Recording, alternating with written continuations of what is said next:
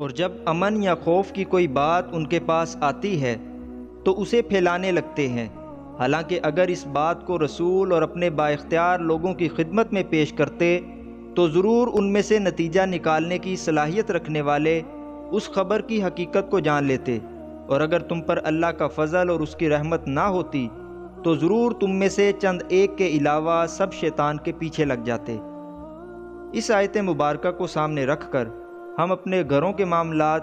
بلکہ ملکی و بین الاقوامی معاملات اور صحافتی معاملات کو جانچ سکتے ہیں۔ ہمارے ہاں کا حال یہ ہے کہ ایک بات کو کوئی شخص اچھالتا ہے اور پھر وہ موجودہ میڈیا کے ذریعے پوری دنیا میں گردش کرنے لگتی ہے،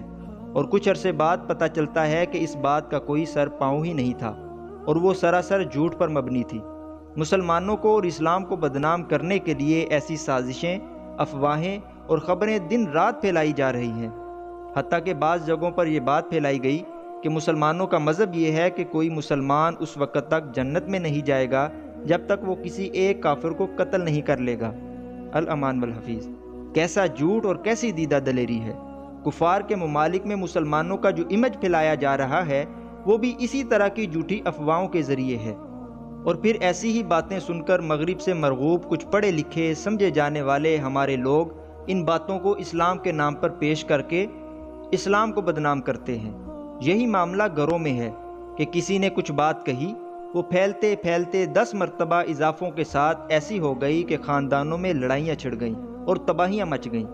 ایسی سینکڑوں باتوں کا ہم سب کو تجربہ ہوگا۔ ان سب کے لیے قرآن نے یہ اصول دیا ہے کہ جب ایسی کوئی بات پہنچے تو اہل دانش اور سمجھدار لوگوں تک پہنچا دی جائے،